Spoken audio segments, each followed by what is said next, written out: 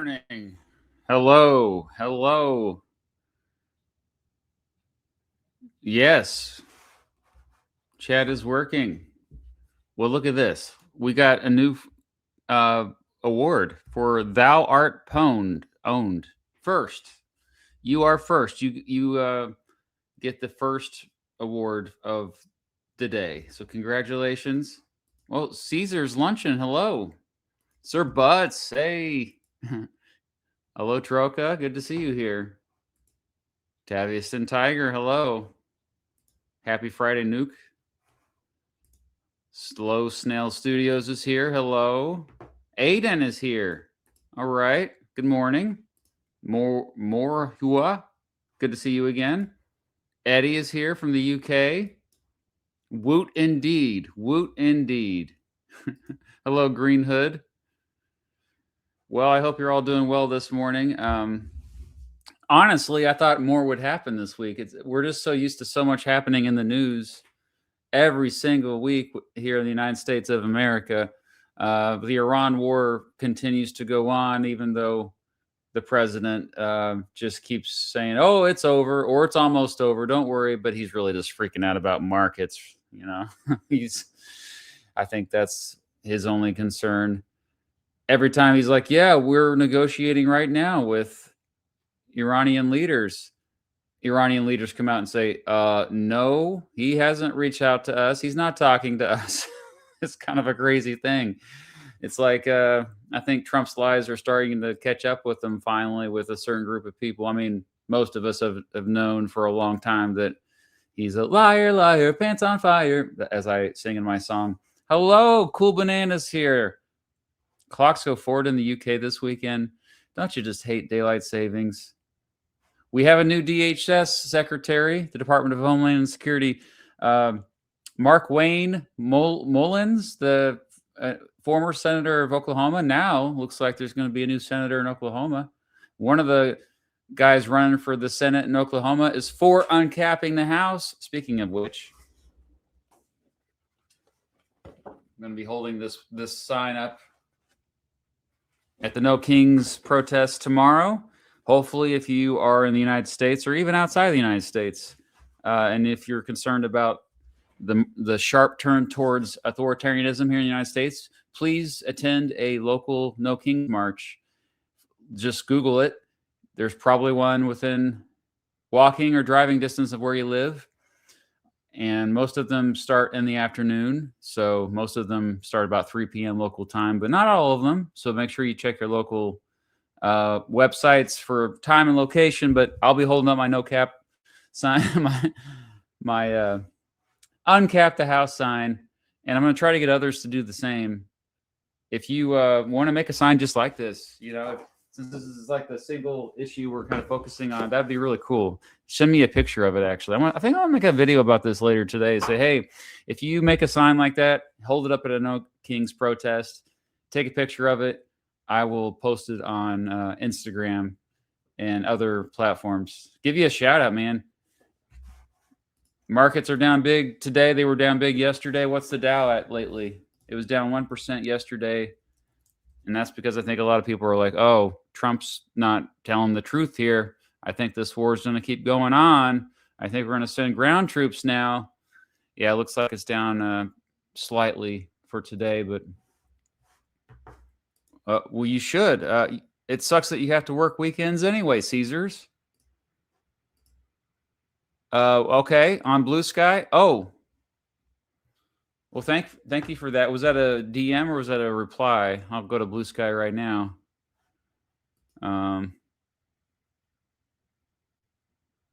I already have a video lined up. It's another suggestion from my Patreon supporter, Heartman, who's been supporting me for a very long time.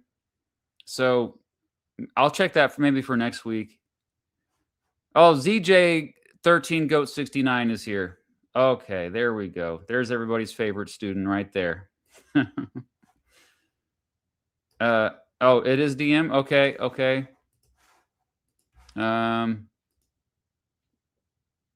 Goodness gracious. Was it a chat? I don't get all of the chat requests. I'll have to check it later. I'm so sorry.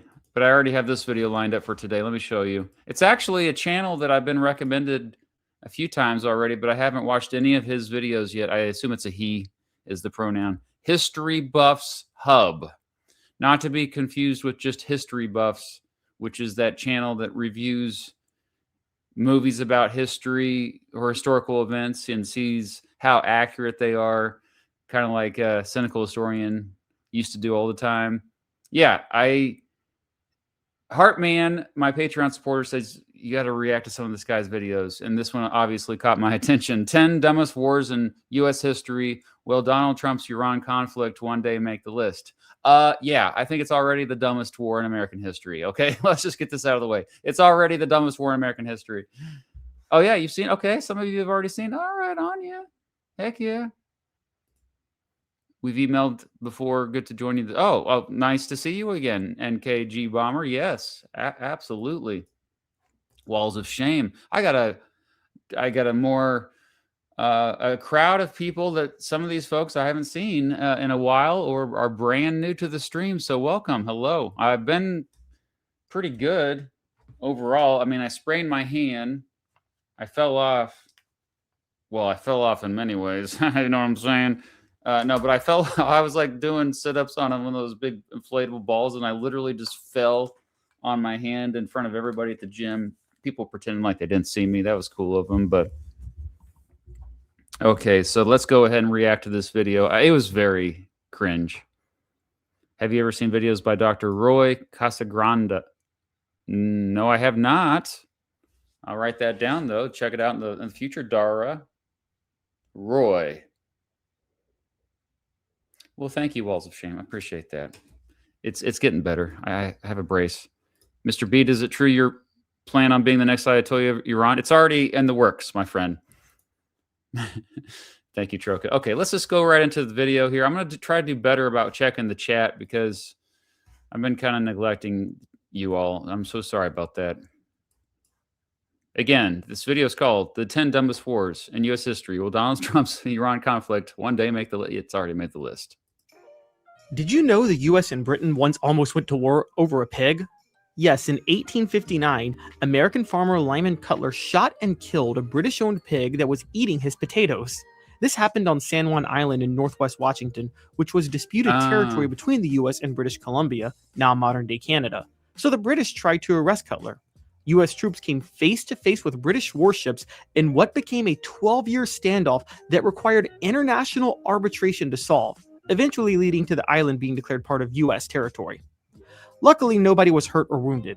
But this is just a microcosm of the US's historic willingness to jump into really stupid wars.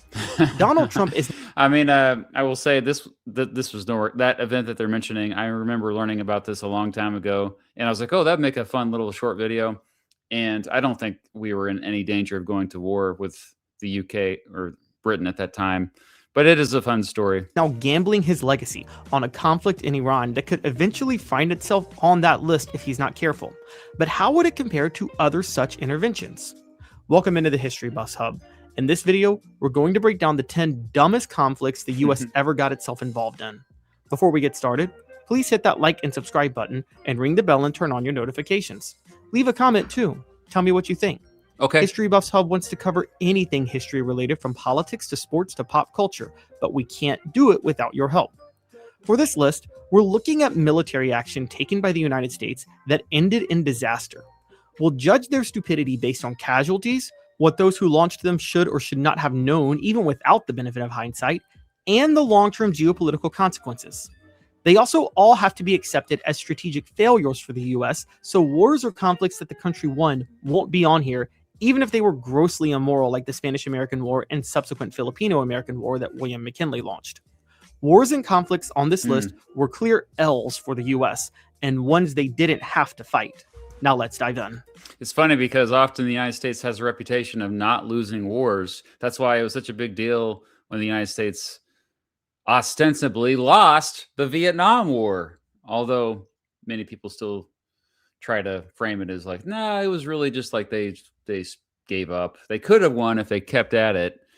And then also, I think it's important that one thing I think he should have done with this video is define war. because oftentimes politicians will like to finagle language. They'll like to change definitions to make them sound better. Euphemisms. Like the president often doesn't call what's going on right now in Iran a war, even though it's clearly a war. Or Harry Truman called the Korean War famously a police action. So, but I think my definition probably, I think dictionary.com does a pretty good job. There's many. Oh, let me share this tab with you. I think the dictionary.com version is the one I've referred to in the past. The key phrase is force of arms and the other key phrase is between nations or between parties within a nation. Force of arms, weapons that can kill between nations. And it's really, obviously we have civil wars. And so parties within a nation that's also though where a lot of people are like, is that really a war? Is that a conflict? I mean, conflict I think is a much broader term. So I'm curious what this video producer is going to call a war, No, Mr. Beat, they didn't lose. They just permanently retreated. To be honest, they didn't. They could have probably won if they actually invaded North Vietnam, but they chose not to. Or if they used nukes, am I right? Ugh.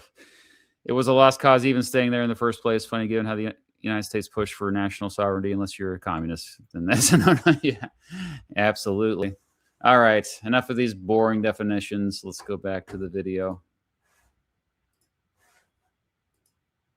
Oh, my computer's Number 10, slow. The Bay of Pigs invasion. Yeah. Continuing with our pig theme to kick off this video, unlike the Pig War, this one actually did have casualties, and it involved military conflicts to the south of the U.S. Hello. In 1961, under President John F. Kennedy, the CIA backed an attempt by roughly 1,400 Cuban exiles, mostly living in the U.S., to over...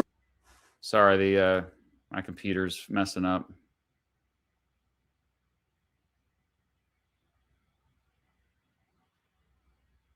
Yeah, okay. So now, if you're still with me, my computer is kind of...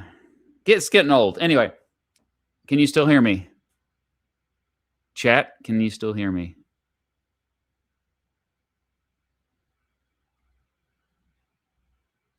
Well, crap. Oh, yes. Okay, good. Okay, so the Bay of Pigs invasion was not a war. Okay, like it was just it could have led to a war, but I don't think it. So again, back to the definition. Oh, I know why the computer's... There's this thing pop-up ads. It's a force of arms between nations. I don't think this was Cuba. I don't think ever officially was like knowingly attacking the United States military. So I could see why maybe this wouldn't be. I mean, it's very difficult for me to think of the Bay of Pigs invasion as a war, I guess.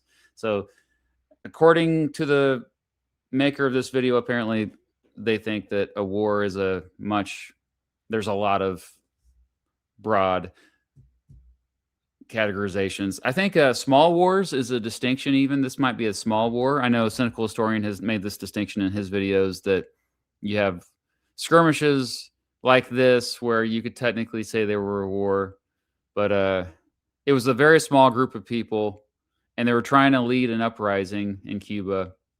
I got to speak to a couple of folks who were veterans of the Bay of Pigs invasion. Actually, I made a video about the Bay of Pigs invasion. It's fascinating. We went down to the museum in Miami. If you ever get a chance to go there, it's pretty cool. I mean, obviously, it's very pro-American propaganda. If you go to Cuba, you're going to get a different perspective of it. So with that in mind, but yeah, anyway, okay, let's hear him out. Overthrow Cuba's leader, Fidel Castro. The plan was formed under President Dwight Eisenhower, who had a habit of overthrowing governments on behalf of U.S. business interests in the 1950s without any regard for human rights. Well, that was mostly, okay, in Eisenhower's defense, and I'm biased to always defend Eisenhower, that's mostly the freaking Dulles brothers. You know, he trusted them too much. He trusted the CIA too much in particular. He didn't know, I think, most of what they were doing based on everything I've read. Castro rose to power in 1959 as part of the Cuban Revolution in a backlash to its previous leader, Fulgencio Batista, who had brutally repressed his people for 7 years, with support from Eisenhower for most of that time until the very end.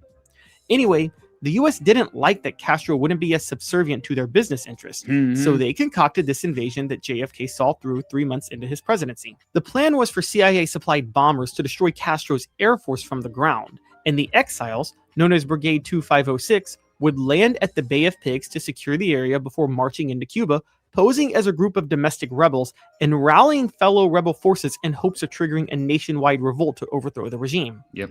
Unfortunately for Kennedy, Soviet spies in the US working for the KGB tipped off Castro to the plan. Also, the first airstrikes failed to destroy most of Castro's planes, and JFK didn't deploy another round of strikes. The landing in the bay was a disaster as the ships hit coral reefs. And most important, I don't know if the KGB really informed them that much. There's not that much evidence that I've seen. I think it was more so that the actual invasion just sucked. Yeah, like he said, planes were supposed to bomb targets.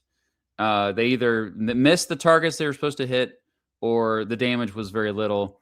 And then I hope that he mentions that they landed on a swamp, and it was very hard for them just to get on land. the support for overthrowing Castro among civilians was minimal at best. As a result, this ended in disaster for the US. Within 2 days, the invaders were surrounded. Over 100 of them were killed, and the rest were only released after 20 months in prison in exchange for $53 million in aid from the US. 4 US aircrew members were killed in the operation. Although hindsight is 2020, Eisenhower and JFK both should have known that the Bay of Pigs was not an ideal landing spot for ships, and their intelligence should have known that the people of Cuba did not want this. It's possible Eisenhower did know that, as he planned for much more force than JFK initially went with, which again shows how little regard Eisenhower had for the people of other countries. And they also should both have been aware that if they had intelligence infiltrating the Soviets, then the Soviets would obviously have intelligence infiltrating them who could tip off Castro. Every part of this was stupid. The deaths were bad enough, but even worse is how much it humiliated the US. It did. Castro declared Cuba a socialist state publicly in May after this happened and openly aligned with the USSR, which is why the USSR then sent them missiles, which triggered the Cuban Missile Crisis 2 years later. JFK masterfully handled that, but it was only necessary because of this invasion. Although to be fair to him, again, it's way more Eisenhower's fault, and he did change the Cold War response strategy after that blunder. Fair enough. He is going into like these coups.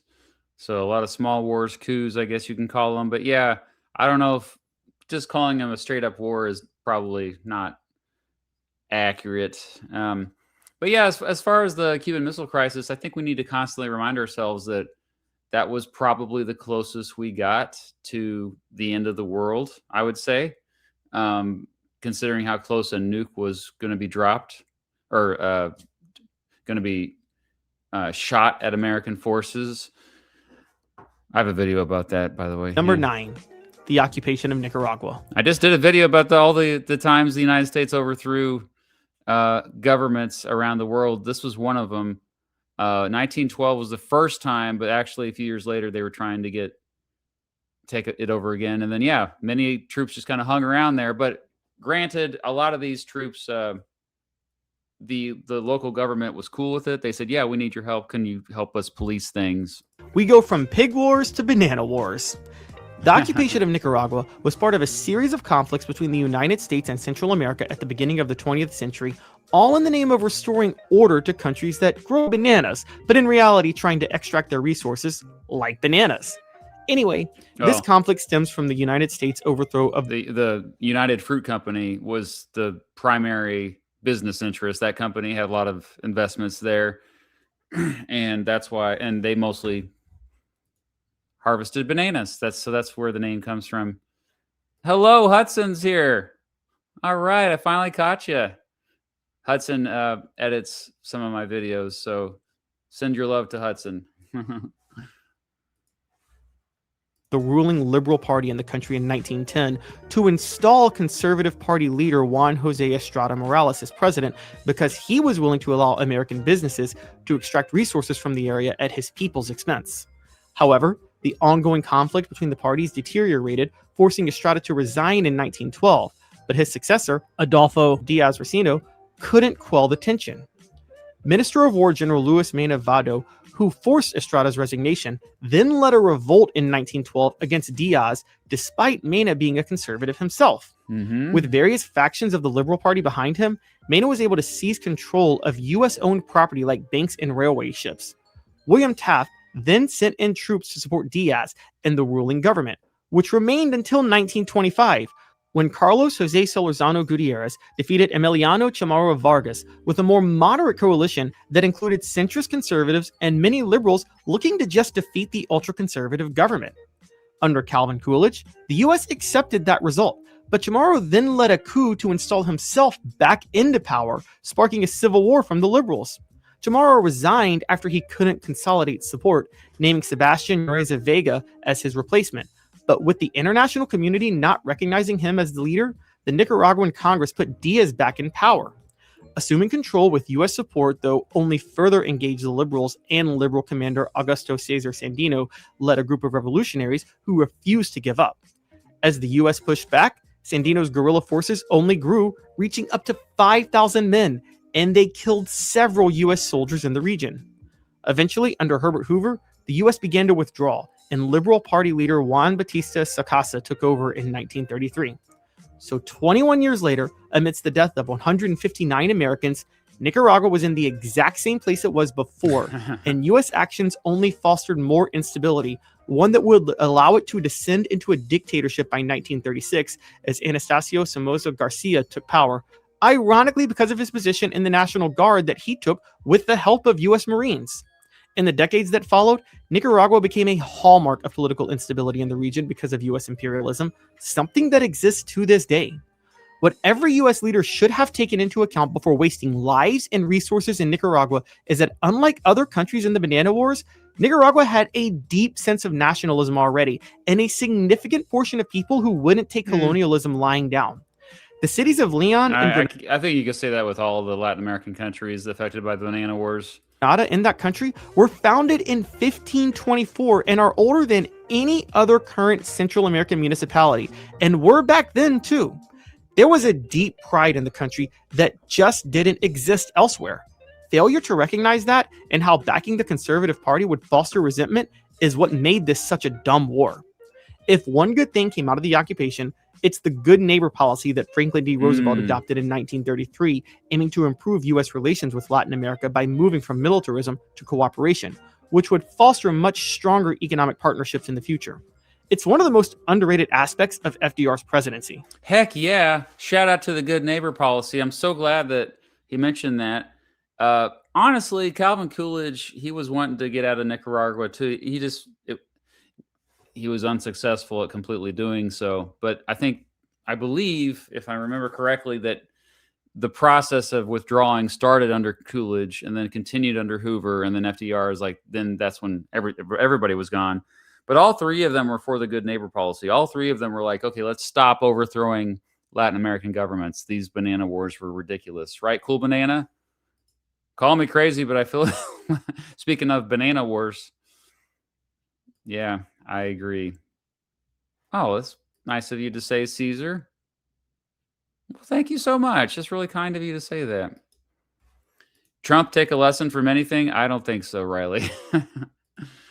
All right. Yeah, so good neighbor policy. That deserves maybe a separate video because it is an underrated part of especially FDR's legacy. Number 8, Operation Gothic Serpent in Somalia. Somalia. More commonly known as Black Hawk Down, the name of the movie that's about this operation, this is the classic case of the Again, I would not call this a war. Long-term consequences of nation building that Bill Clinton had to learn the hard way.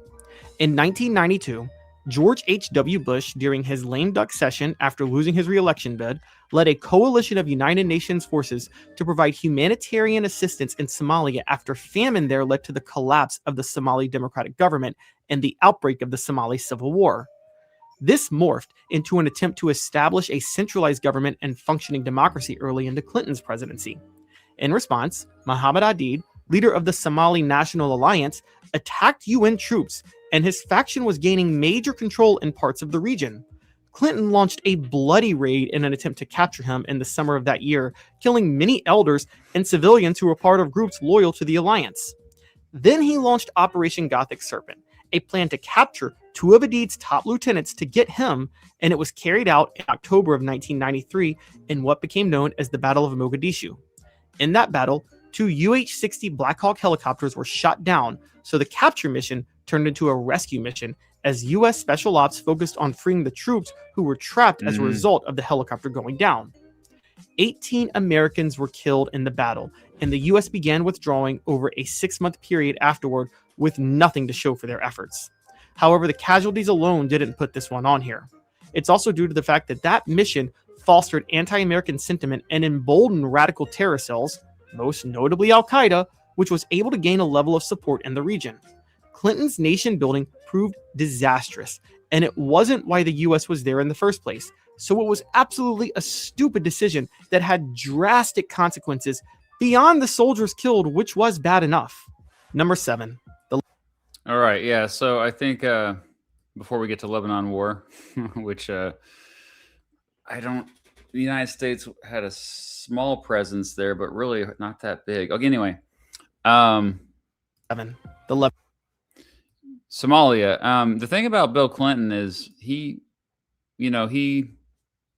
had this opportunity to stop regime change around the world. The Cold War had ended. And to a certain extent, he was consistent with his, I guess, philosophy, his ideology regarding foreign policy and when to intervene and when to not. Although inconsistent at times, most famously, the United States did not intervene during the genocide in Rwanda, for example. But I mean, overall, during the Clinton years, he was like, okay, if there's a dictator doing brutal things to his people, then we should step in and try to help the people when we can. Yeah, they didn't put out all the fires, but they tried to put out some of them. And yeah, it went wrong. Somalia was an example of that. The regime in Somalia at the time was, of course, brutal and horrible, but was it smart to intervene there? I mean, hindsight 2020 for me to say, armchair quarterback. Obviously, it was pretty stupid in hindsight, but at the time, I don't know. It's definitely a new era. It was the first time in history where the United States was the only superpower left. Was the early 1990s. It was the sole superpower, and it's been that way pretty much ever since. Although now China is ascending. Fostered anti-American sentiment and emboldened radical terror cells, most notably Al-Qaeda, which was able to gain a level of support in the region. Clinton's nation building proved disastrous, and it wasn't why the U.S. was there in the first place. Oh, that's wild that Sir Butts, your father-in-law, served in this operation. That's wow. You should ask them all about it. See if they want to talk to you about it. Okay, sorry. We're back to Lebanon. 7. The Lebanon War. Welcome to the war that set the modern trend of the U.S. getting involved in the Middle East without understanding the sectarian politics of the region they're invading. Well, that'd be in 1982. Actually, Israel launched an. That'd be in the 1950s, 1953. The Shah being installed, overthrowing the government in 1953 with the UK. But anyway, back on southern Lebanon in an attempt to eliminate the Palestinian Liberation Organization and set up a secure border there. Ronald Reagan and the U.S. decided to provide help. Lebanon was in the midst of a 15-year civil war that included right-wing Christian militants, leftist Muslim Lebanese nationalists, the PLO, Syria, and the Shia militant group Hezbollah. Things were promising at first, as the U.S. brokered a deal for a ceasefire while the PLO would withdraw from Beirut. But Lebanese President-elect Bashir Gemayel, who was friendly to Israel, was assassinated by a Syrian militant, and things broke down. Israel then moved into West Beirut and backed the Lebanese forces, a Christian militia group loyal to Gemayel, as they carried out the Sabra and Shalita massacres, where between 1,300 and 3,500 civilians who were Palestinian or Lebanese Shias were killed over a course of 3 days in the Sabra neighborhood and Shalita refugee camps in Beirut. Reagan redeployed U.S. Marines to secure the region to restore stability. But with no clear mission, the U.S. forces began aligning with the Christian militia groups, which portrayed them as colluding with Israeli occupiers and generated more hatred among the various Muslim fundamentalist groups. The U.S. responded by engaging in combat with Druze and Syrian-backed forces in 1983, only furthering the resentment. It all came to a head in October of '83 when Hezbollah, backed by Iran, bombed the U.S. Marine barracks, killing 241 U.S. personnel. This forced U.S. withdrawal by 1984. The deaths were bad enough, and Reagan's decision to involve the U.S. in a multi-sided civil war with no clear objective and no clear side to take was a historically stupid one. But the long-term result was even worse, as it emboldened Hezbollah, strengthening an Iran proxy hostile to the U.S. and its allies in the region, one that has remained a problem ever since. It also created a lasting negative perception of the U.S. in the region, so it was a disaster all the way around. However, whatever you think of both Reagan's and Bill Clinton's decisions in Lebanon and Somalia respectively, they deserve credit for having the sense to cut and run before the situations deteriorated too much. True. Had they not done that, more troops would have died in both cases and resentment would have been greater in those regions. So I give them both a major break for accepting the political hit of taking an L in an international conflict. Number 6, the second. Oh, going back to the 1830s. Okay. Hello, LeBron is here. You are late. Where's your tardy pass? No, just kidding. I'm glad you're here. So Lebanon is fascinating because of what's going on right now. I mean, Lebanon is a tiny country. It borders Syria and Israel. Israel has long not liked its neighbor Lebanon because that's where a lot of Hezbollah are headquartered. They live there. And Hezbollah they're not fans of Israel existing. They're not fans of pretty much anything Israel does. And they're often considered a terrorist group for launching attacks, usually rogue attacks on Israel. And it's been, as you can see in that video, or this video, it's been happening at least since the 1980s. They've been around, I think, since the 70s, but they're a more radical group that wanted a free Palestine, but also no Israel. Well, at least the more extreme ones were like Israel shouldn't exist. And famously, Iran has supplied them with weapons, has been a big supporter of Hezbollah. Hezbollah is not just in Lebanon. They're, I think, in Syria as well, and other places. But because they're mostly in Lebanon, this tiny country north of Israel, Israel and the United States has been bombing the crap out of Lebanon, and in the process killing lots of civilians. And I think it's worth remembering that many people who live in Lebanon are not in Hezbollah. In fact, not all of them are Muslim. About, I think, like a third, maybe a fourth of Lebanese people are Christian. They're Christian. Lebanon's always been fascinating because it's just a diverse group of people. It's very pluralistic. It's very similar to the United States. There's a lot of different religions there and ethnic groups that all live in this tiny country. So yeah, it's kind of sad what's happening right now in Lebanon because they're getting caught up in this stupid war between Israel and the United States and Iran. Seminole War. Okay, Unfortunately, the American Indian Wars were broadly a success for the U.S. It's the Second Seminole War. I think this is, now remember the First Seminole War, that was Andrew Jackson. The Second Seminole War was not. He was president by this time, and he had remembered the Seminole. He had lots of conflicts with the Seminole. As over the course of 100 years, the United States pretty much managed to take all the land from Native Americans within their borders. But that doesn't mean there weren't still some losses. The Red Cloud's War in Montana and Wyoming in the 1860s forced a U.S. treaty, and the Battle of Sugar Point in 1898 was also a loss and actually resulted in the end of the conflicts between the U.S. and indigenous people. But the U.S. violated its treaty in the Red Cloud's War, successfully I might add, a decade later, and the Battle of Sugar Point was too minor to make the list. The one major fail for the U.S. in the American Indian Wars was its attempts to remove the Seminole tribe from Florida. In reality, this included 3 wars. The First Seminole War occurred between 1814 and 1819, and while the pretext was to remove the Seminoles from North Florida, the actual goal was to cause chaos so Spain would be forced to cede Florida to the U.S. since they couldn't defend the region, which became clear and resulted in the Adams-Onis Treaty of 1819. So the First Seminole War was a success for the U.S. 16 years later, though, the Second Seminole War served as a major embarrassment. Despite fighting in the First Seminole War and knowing the Florida terrain, Andrew Jackson, as he was forcing Native Americans off of their lands via the Indian Removal Act, was completely blindsided by the resolve and advantages of the Seminoles.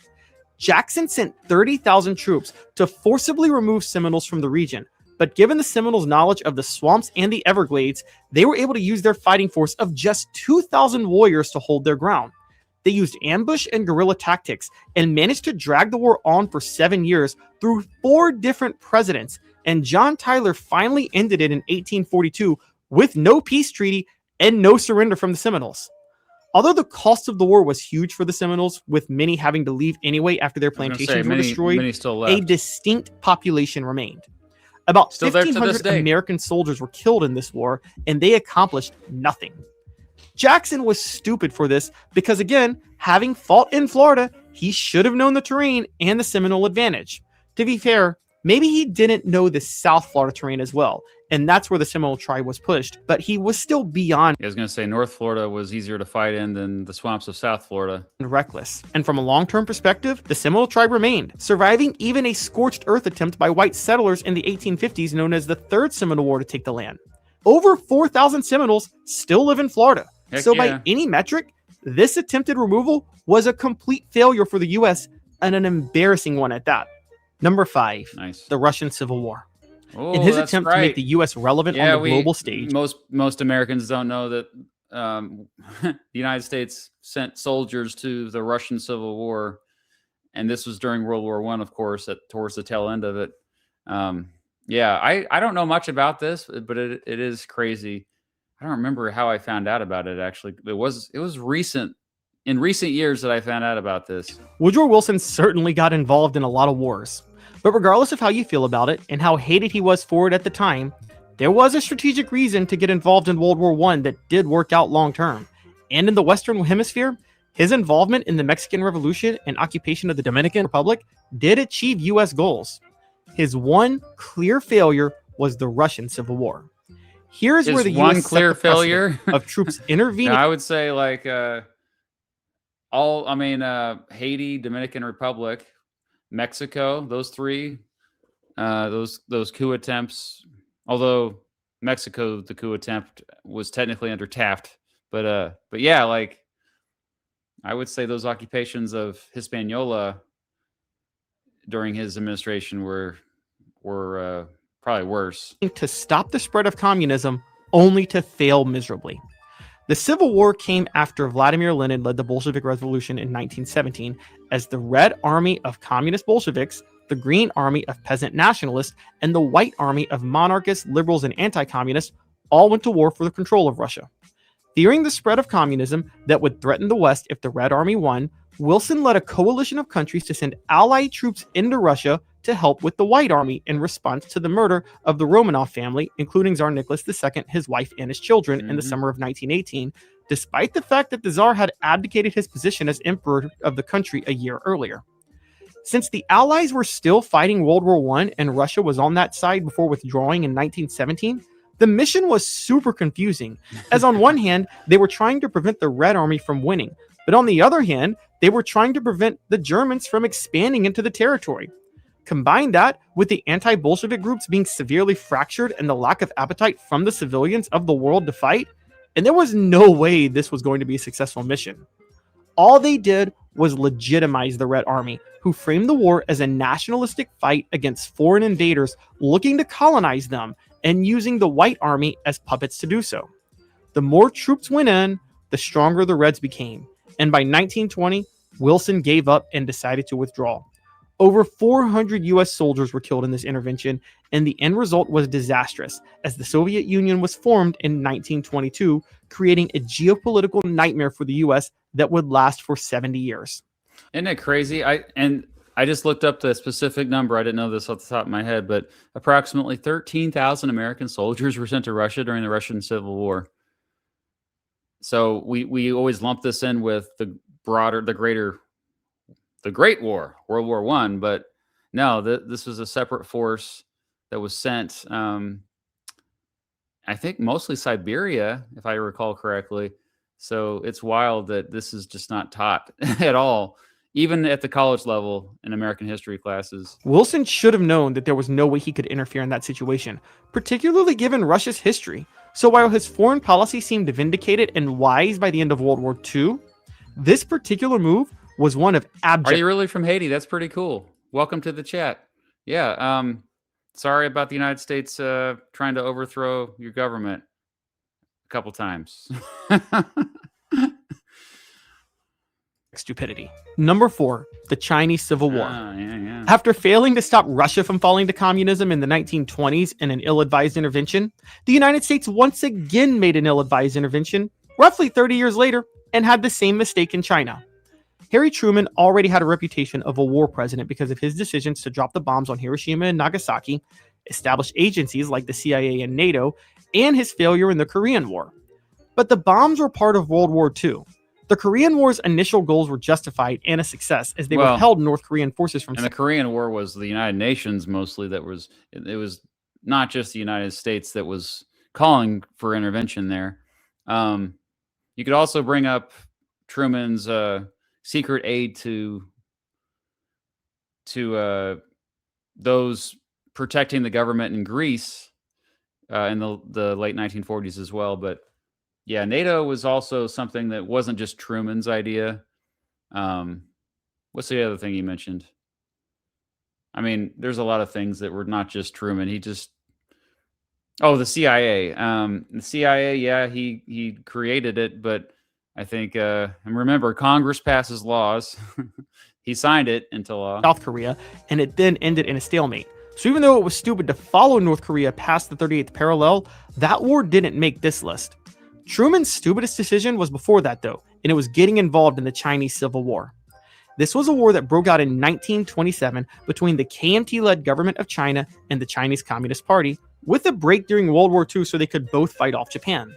Once that war ended, though, the fighting continued, and Truman sent 50,000 Marines to fight with the KMT and take over territories that were held by the Japanese in the war. However, corruption in the KMT meant weapons and supplies oftentimes ended up in the hands of communists, and with the US involved, the CCP was able to gain more support by claiming they were fighting US imperialism, just like they fought off Japanese imperialism. But what made this even dumber was how the US initially got involved in the Civil War.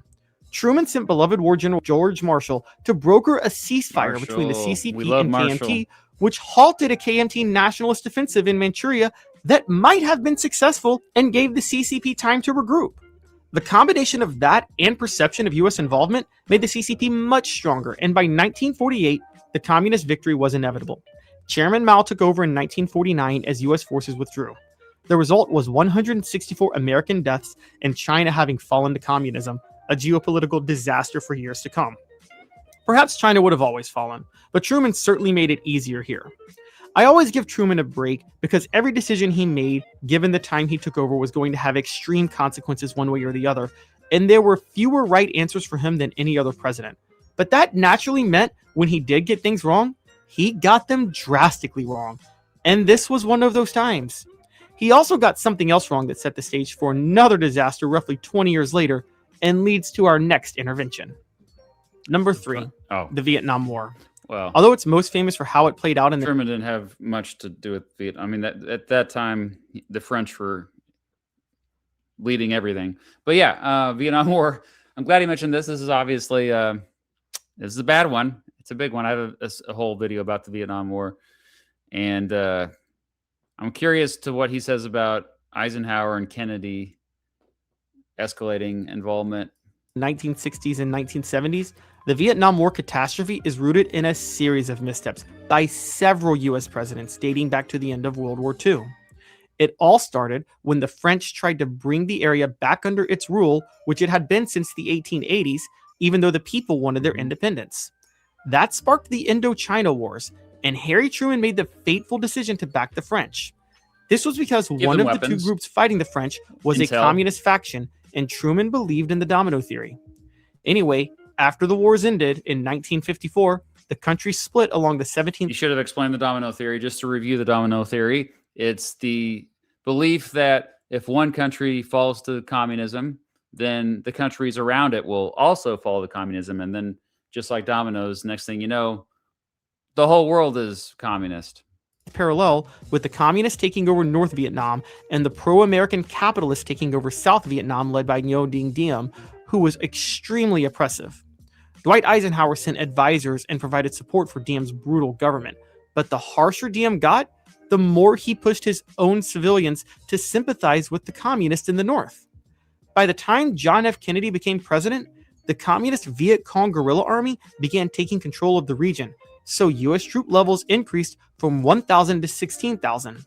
Then JFK reversed course, and in October of 1963, through National Security Action Memorandum 263, planned a phased withdrawal from the region, and he also backed off U.S. support for Diem, even encouraging a military coup. That's true. Instead of just a coup, Diem was assassinated, immediately plunging the region into chaos. 3 weeks later, JFK was assassinated, and on the first day Lyndon B. Johnson became president, he had a huge mess on his hands. So he replaced NSAM 263 with NSAM 273, reaffirming U.S. commitment to the region. As the situation deteriorated way worse in 1964, LBJ, also fearing the domino theory, used attacks on U.S. ships in the Gulf of Tonkin by North Vietnamese forces as a pretext to escalate the war, and he significantly increased the military draft in 1965. Over the next decade, tens of thousands of Americans would be sent to fight, with many coming home dead as the U.S. attempted to repel Viet Cong forces in South Vietnam, despite not being able to tell who was part of the Viet Cong and who was a citizen, given how easy the jungle terrain made it for the enemy to hide in plain sight. The violence, fear of being drafted, lack of clear vision, and fact that the U.S. was clearly losing the war made Americans rightly livid at home and resulted in LBJ not seeking re-election in 1968. The Viet Cong knew that it was still, even when we talk about how Americans were angry, there were lots of protests, millions of Americans protesting the Vietnam War beginning in 1968. It really took off that year, but really peaking, I think, in the early 70s. We still had about 45% of the country who defended this war.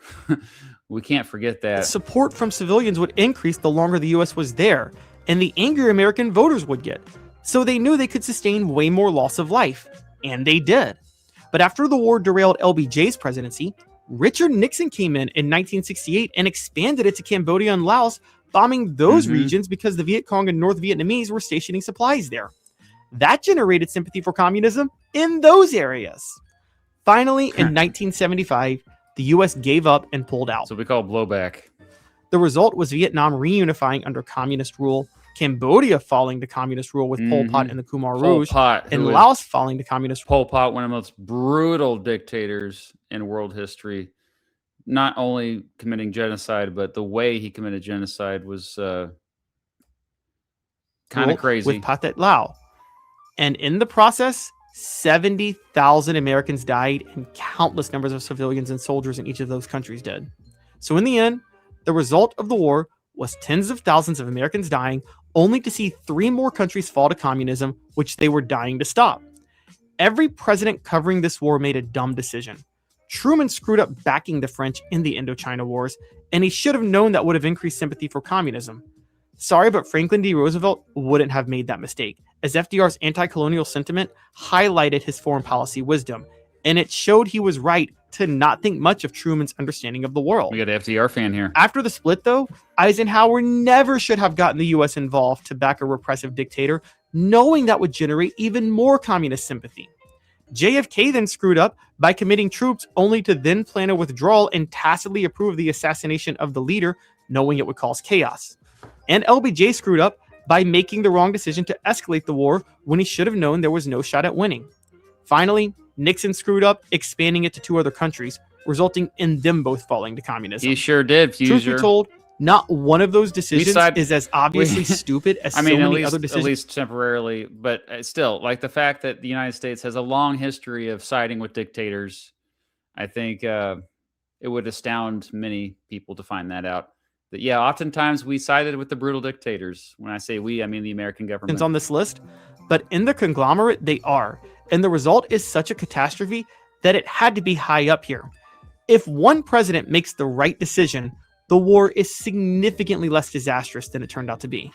Number 2, the Iraq War. There we go. Yep. Imagine starting 2 wars that draw out for 10 and 20 years each, only to lose both of them. Such is the legacy of George W. Bush, and it's why history books are already writing about just how failed the U.S. response to the worst civilian attack in its country's history by any foreign enemy was. Bush launched the invasions of Afghanistan and Iraq in response to 9/11, and both ended horribly. We're going to give him a break for Afghanistan, though, because the Al-Qaeda operatives who carried out the attack were indeed given a safe haven by the Taliban regime in Afghanistan. Absolutely. While they were running the country. So it actually made sense to go there. And honestly, if Iraq hadn't been such a disaster, the idea of the U.S. occupying Afghanistan indefinitely to keep the Taliban from returning may have actually had public support. And without Iraq, they would have had more resources to make sure the occupation wasn't such a catastrophe that it turned more civilians toward the Taliban. I say all this to say that we should blame every failure in the war on terror on Iraq specifically, because it was such a historically stupid decision. After removing the Taliban in 2001, the Bush administration got wide-eyed and saw their political momentum as a chance to westernize the Middle East. And in his 2002 State of the Union speech, he declared Iraq, Iran, and North Korea to be an axis of evil. They believed that toppling Iraq would create a domino effect that would result in the Iranians and North Koreans overthrowing their governments too. So they focused on Iraq and began a year-long propaganda campaign against the country as part of the war on terror in response to the attacks. There were 3 key reasons provided as pretext to go to war with Iraq. Saddam Hussein had connections to and was harboring terrorist groups, including but not limited to Al-Qaeda members. He was in violation of a UN security resolution by refusing to cooperate with weapons inspectors, and he had weapons of mass destruction that posed a threat to the world. They were also very slick in their press conferences by mentioning 9/11 and Saddam in the same sentence, to the point that 2/3 of Americans thought Saddam was personally involved in the 9/11 attacks in 2002. And then Congress gave Bush bipartisan support to use military force in the region if he so chose. So the war had 76% approval at its outset. After toppling the regime in early 2003, Bush gave his now infamous Mission Accomplished speech in May, where he declared major combat operations in Iraq had ended. He remained popular through the year, especially after Saddam was caught in December. But in 2004, the truth began to come out, and it was then that the public found out there were no weapons of mass destruction. Still, the first Iraq war, combined with all the geopolitical nightmares Saddam had caused in the 1990s and in the post-9/11 paranoia, allowed most of the public to be forgiving of that fact, seeing it as an honest mistake. So they re-elected Bush in 2004, hoping he would finish the job. However, in 2005, it became more broadly known that the administration had purposefully lied about Saddam having yellow cake uranium, and that Colin Powell had held up a fake vial of anthrax when testifying to the UN, because that was the year the administration outed CIA agent Valerie Plame, solely because her husband, Joe Wilson, busted them for that lie. Also, something we didn't know in 2004 before the presidential election, or at least it was kind of known, but it wasn't known broadly, was the Abu Ghraib torture that was happening by American soldiers to POWs in Iraq. So they were, serious human rights abuses that were not fully realized until after the election of 2004. Maybe he'll mention that here. As more coverage of the 2004 9/11 Commission report ensued in 2005, it also became more widely known Saddam had nothing to do with 9/11 and was actually fighting Al-Qaeda. Then, in 2006, a sectarian civil war broke out in the country as Al-Qaeda bombed a Shia mosque. What followed was a guerrilla war between Sunni insurgents that included Al-Qaeda, Saddam loyalists who wanted to restore power, and the Shia majority in the country, made up of several militia groups wanting to take back the country. U.S. coalition forces trying to nation build were caught in the middle of all of that, made worse by Iran funding the Shia militias and private wealthy Saudis funding the Sunni insurgency. As a result, for the next year and a half, all you saw from Iraq was U.S. soldiers dying and getting wounded with literally no end, no clear objective, and no definition of victory. A troop surge in 2007 stabilized the situation and provided hope for a chance that the war would succeed, but it was too late for public opinion. So Barack Obama won the 2008 election on the promise to pull out of Iraq. But by doing that, the lack of centralized authority created a vacuum for ISIS to form, requiring the U.S. to return in 2014 to fight them. Simply put, the war was an utter and total disaster. It resulted in 4,500 dead American soldiers, 1 million dead Iraqi civilians, strengthened al-Qaeda, and led to the creation of ISIS. And the stupidity of it was mind-boggling. Given Saddam's role as a secular Sunni, it should have been obvious to Bush and his administration that Saddam had nothing to do with 9/11, and they should have been prepared for what would come after he fell. The level of stupidity, tragic loss of life, and geopolitical consequences have all made this one of the dumbest decisions in history, as it totally destabilized the Middle East. Although casualties from other wars like Vietnam were much higher, they weren't as obviously stupid or disastrous geopolitically. That's why Iraq is higher on this list. Before we get to the dumbest war in U.S. history, I want to address a couple of honorable mentions, or notable absences, if you will. The U.S. occupation of Haiti began in 1915, 3 years after they took over Nicaragua, due to the assassination of Jean Bilbrun Djouami Sam, the 7th president of the country in 4 years. Haiti was in a... I have a meeting at 10, so I got to skip ahead here. I'm sorry. We're going to skip ahead to the... Oh, the American Civil War is what they chose for the number one stupidest war. Okay, interesting. The number one dumbest war in American history? The Civil War. No, I'm not criticizing the Union or saying that we shouldn't have fought the Civil War. It was justified in every way, and Abraham Lincoln was fully in the right to do it. I'm criticizing the Confederate States for making such a stupid decision to secede. Since this war was legally considered an insurrection by portions of the United States and the Confederacy has never officially been recognized, we can call this war started by America, albeit a portion of America. Anyway, everything about secession was stupid. First of all, the Confederacy had no chance in this war despite hanging tough for 2 years. They were outmanned 3.5 to 1, they didn't have the industrial power of the North, and there was no navy to counter Union blockades.